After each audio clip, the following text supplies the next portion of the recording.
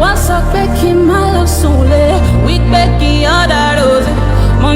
friends and welcome again to my YouTube channel. So today I'm with Selena, and together we're going to be talking about rejection, how to handle rejection. In the world we all face one form of rejection or the other. I take it for granted that there's no one who will say he or she has never faced rejection, even at the family level. Mommy or daddy has had to say no, and that was a form of rejection. But the point is, how do we handle rejection? How do we handle it when things don't go the way we expect? Alright, so for you, what is rejection? Simply put, rejection is getting a resounding no, Okay. or it could be getting a different treatment Okay. than what you expected or what you're due. Alright. That's about it. Okay. So rejection for me is basically not being accepted or being needed. Yes, that is what rejection is for me. Okay, that works too. Alright. So for the purpose of today's video, we'll be talking about maybe 2 or 3 ways in which rejection can manifest itself. Yeah. We'll talk about rejection due to your body size, or how you appear, how you look, if you're differently enabled, if you have a condition that predisposes you to certain ill treatments from people, And we'll also talk about rejection in the workplace. We'll talk about rejection in romantic relationships. These are the 3 areas that we're going to cover today. you didn't have to roll your eyes when you had to talk about it. Rejection in romantic relations. I saw that. You see, they mess me. And then we'll also cover just simple tricks to handle rejection. It's everywhere. As an adult living in the world today, you're going to face rejection everywhere. It's just a part of being alive. Sure. So we'll talk about simple tricks that you can use to equip yourself when the inevitable happens. All right. First off, have you had to face rejection before? Yes, as I said, it's part and parcel of being alive. It comes to the top. Okay. So And then for someone like me, who I think the word people use is big or plus size, chubby, thick, and all that. yeah, that's the appropriate word to use. Yeah, I often use fat. I own it. I use fat. So for someone like me, Right. you're already predisposed to a lot of rejection from different people, from strangers to even people you're quite familiar with. It happens. I take it as a normal occurrence now. Okay. Okay. And any specific instances where you had to face rejection? Yes, I have. There was a work thing a few years ago. I was part of a group of people who were into promotional jobs. Okay. Back then what we did was a product, we advertise or we sell a product. Okay. We can take the said product to schools or markets, churches, or just on the street, on a busy street. Okay. We go there and we sell. So this time it was a margarine. I can't mention the brand for obvious reasons. Yeah. It was a margarine. We got the job. It was for a school activation. So basically we were going to different schools in Port Harcourt, educating children and parents about the margarine, the health benefits, and also teaching them the various ways they can use it to maximize the nutrients from the margarine and all that. Okay. So it was supposed to be a week long, right? We got there on Monday, we got to school on Monday, we did it on Tuesday, it was a different school. On Monday, we took our official photo. Tuesday, the supervisor in charge of Port Harcourt's branch came, and then he called my own supervisor, who was in charge of my crew. He called him to a corner, and then they had a very animated conversation. From where I was sitting, I watched them. They were quite a distance. I could not hear them, but I watched the conversation play out. And then after the conversation was over, my supervisor came and he asked us that we should take another official photograph. Wow, that's interesting. Yeah. Now, the interesting part about this photograph this time around was that he asked me to be the camera woman. So I was excluded from the official photograph because I was behind the camera whilst the other team, my other team members and my supervisor were standing in front of the camera. I took that picture. And I knew what happened okay. because it was not the first time. I knew what happened, and I felt sad because in my mind I was not going to be called back for the next day's job, and I really needed the money. I just kept quiet. I worked, and then in the evening, I confronted him. I asked him why, what happened, because we took pictures on Monday. Why were we repeating the same thing again? And he said, "Oh, it's nothing, that the ones we took on Monday, they were not clear, and the supervisor wanted it." I said, "That's not what happened." He said, "No." I said, "That's not what happened. Because if that was the case, you would have asked someone else to take the picture. I would be in the official photograph. But because you just wanted me out of the picture, that's why you sent me to the photograph." So when I said that, I guess he decided to fess up and all that. So that's when I found out that the supervisor came and was reprimanding him for choosing a fat person. Wow. Yeah, as a brand advertiser, because in his words, are you trying to tell parents that if their children use our products, they are going to become fat? That's not the image you're trying to project about it. I felt sad, but because this was not the first time I would be losing a job opportunity because of how I looked. But the good part was he was a nice guy, and I worked with them for that week, and I got my pay. But after that week, he never called me back for another job. So that's it. That's the one that's most important. Okay, and that's very disturbing to know that we live in a society where people are very particular about other people's body size. Yeah, I think opinion is very, very cheap in this part of the world, it is. and people just say things without even minding how it resonates with the person they say these things to. Yeah, they do. Okay. So, well, personally for me, speaking of rejection, I think, yes, I've had to also face some form of rejection. I remember very well while growing up, in fact, up to 1 or 2 years back, I used to be pretty much chubby. Oh, really? But before I came to Port Harcourt, I was very chubby. But as I enter Port Harcourt now, Port Harcourt showed me shaggy. I dropped here and there. So I recall very well that back then, when guys want to play football, they would not pick you because of your body size. They say, too big. Yeah. No go fit carry body, no go fit carry body. True. It sounds like normal, but to me, it does something where, because it's rejection. Like, everybody doesn't want you on their team because of your body size, and even when they eventually put you on one of the teams, you can't play certain positions. For instance, you cannot be their fast forward. You have to stay at the back or be their goalkeeper, and it was bad. It was also bad when sometimes you meet with people and after exchanging pleasantries, instead of them to stay on the subject matter, the next thing they're saying is, you don't be good, what did they eat? And it's annoying. That, for me, it's pretty much annoying, because that's not why we're having that conversation. And the only thing you see is my size. What did they eat? They enjoy. You're big, you they enjoy. Okay, now you they suffer now. As you they enjoy, now you they suffer. What's up with all of that? And we live in a society that just normalizes these kind of remarks. Fat shaming. Yes, fat shaming, and I'm sure it has led people into doing things that really they will not want to, do. Hey, here's a shocker.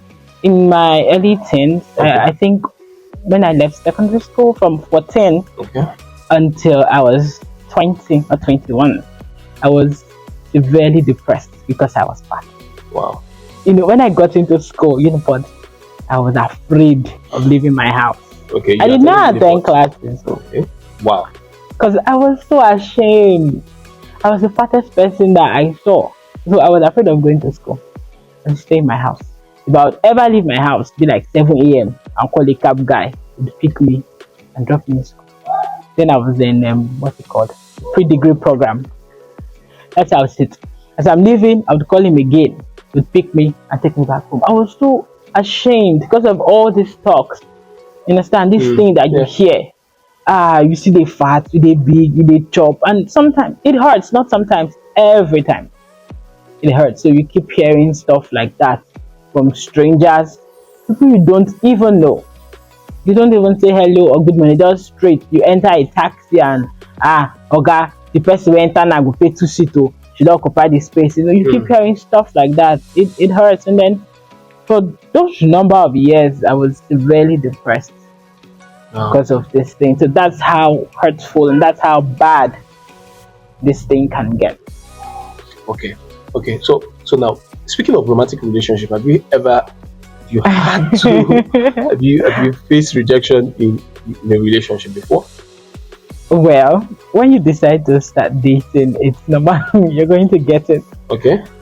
Either you'd like people and they won't return your energy, they won't like you back, Because or you like someone okay. in an erotic way or in a romantic way, and then the person will be like, no, I see you as my sister, I see you as my brother. Like, I know how many children my mama gets.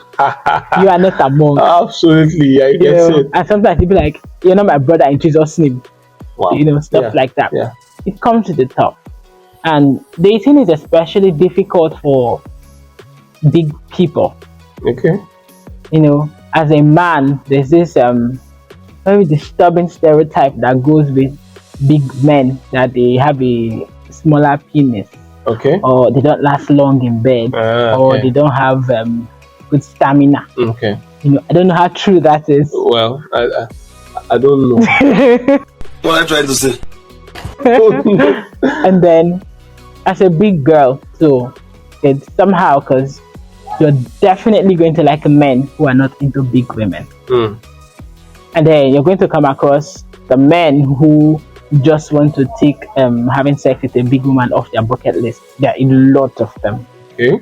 And then there's this other set that they will go shouting everywhere. Real men eat flesh, don't eat bones. Okay. I only eat flesh. I do this, I do that, I do that. Men like that, naturally women did they marry? They marry someone who is much, much, much smaller than you. But they will end up dating big women for years. And then when it comes to getting married, they marry the smaller women. Why? You're already big, you have not gotten married. When we get married, you have children. What would happen? Stuff like that. So it comes to the tough when you're dating as a big woman. And something again, when you're dating, rejection there comes from, most times it starts as a show of concern. Okay. When your partner starts, babe, you should lose some fat, you should look better, you should do this, you should do that. Then after a while it becomes problematic for you because that's the only thing you begin to hear. You should do this, don't do that, do this, don't do that. Maybe pertaining to your weight or something else. Okay. You begin to feel unwanted and rejected whilst you're still with someone who's supposed to love you. Sure. So rejection is rampant everywhere you look at. It's always going to be there. That's why it's expedient that we should learn how to handle these things and live with it. Sure. If we can't change them. Sure. And I think another additional thing this content is going to be doing is that if there's someone who is watching, who is in the habit of always throwing remarks about people's body size, I think this is an ample opportunity for the person to learn to stop it. Yes. It's not necessary. Yes. It's so unnecessary. I don't know why the conversation is not about body size, and the next thing you're doing is you're saying, talking about the bigness, the bigness. So, and all of this just makes people very uncomfortable, and you don't know what they do after they leave you. So orientation is another thing, which would go to those who consciously or unconsciously, are in this space. Okay. From my experience, I think the most important tool that we can use is self-love. Okay. You have to love yourself more than you love anybody else. You have to choose yourself. You have to know that you're good enough. you're beautiful enough, you're handsome enough, you are it. You're the shit. You have to tell yourself that over and over and over again. Even on days when you wake up and you don't feel so good, you don't feel good about yourself, maybe you're going through a rough patch or something, still tell yourself, Selena, I am the best. I am the most beautiful girl I've ever seen. I'm the best at what I do. Tell yourself these things, because when you go out there, a lot of stuff is going to come at you. You have to brace yourself for it. So, loving yourself, placing value on yourself, knowing that you're important, you're worth it, is the most important thing. Because when you love yourself and you feel good about yourself, when a random stranger calls you big or calls you fat or say some very, very derogatory things to you, it won't really affect you that much, because you know that, nah, that's not me. True. This person is not me. True. It's gonna help you. Okay.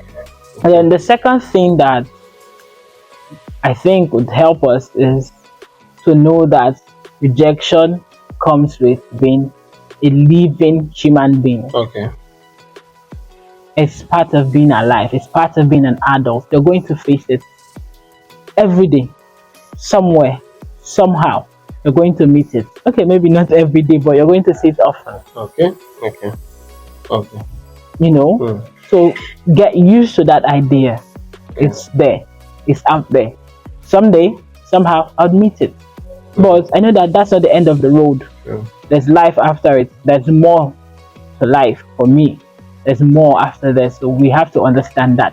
When you understand this, so whenever you meet rejection, maybe in your workplace, or you meet someone new in your size, in school, business, in church, wherever, whatever you do, when you meet it, it's not a foreign concept. It doesn't throw you off, because you know that, okay, this thing exists. I've seen it today. It's there.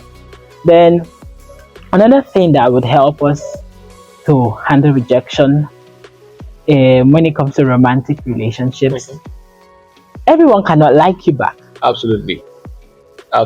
Everyone cannot return your energy. True. Not in the intensity you expect or you give. True. There are 7 billion people. There's always somebody else. True. There's someone else. True. Someone better. There's someone else. Yeah. So whilst it hurts, it's painful, know that that's not the end of the road. Yeah. There's always someone else. There's always going to be someone else. So while it hurts, stay in the hurt. Deal with the hurt. Accept it. It hurts. It's very painful. We've all been there. But there's life after it. You're going to smile again. Yeah. You'll see the person and your heart will be fine. You won't drop dead.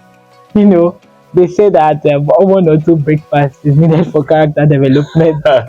Yes, nah. That's what I heard.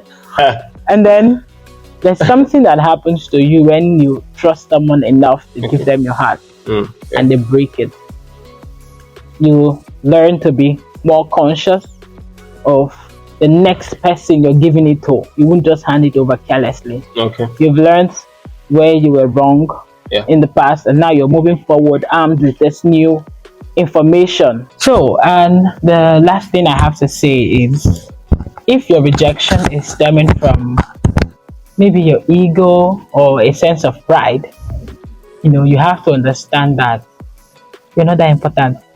There are people out there who are more qualified, who are better than you at something. Okay. Everybody has the right to make a choice concerning a partner, who they want to work with, who they want to be with. So it doesn't have to be you. Yeah, the sun does not revolve around you. Yes, you're important, but you're not that important.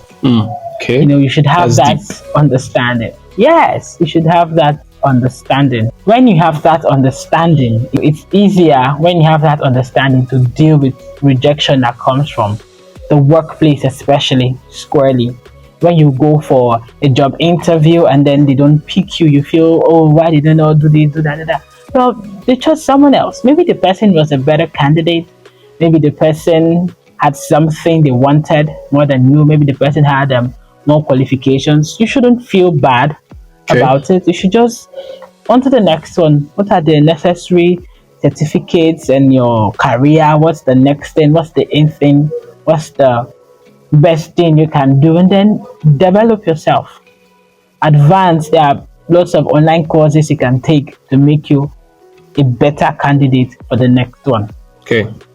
As someone who is into writing, I get to submit a lot of articles to tons of magazines. That reminds me, she's a very good writer. She writes very well, professionally, and you will like her stuff. So if you want her to write for you, but remember you're going to pay for it. So I'm going to be leaving her social media handles in the description box, so you can reach out to her. Yeah, she writes really well. Trust me. Thank you. I look forward to those. Okay.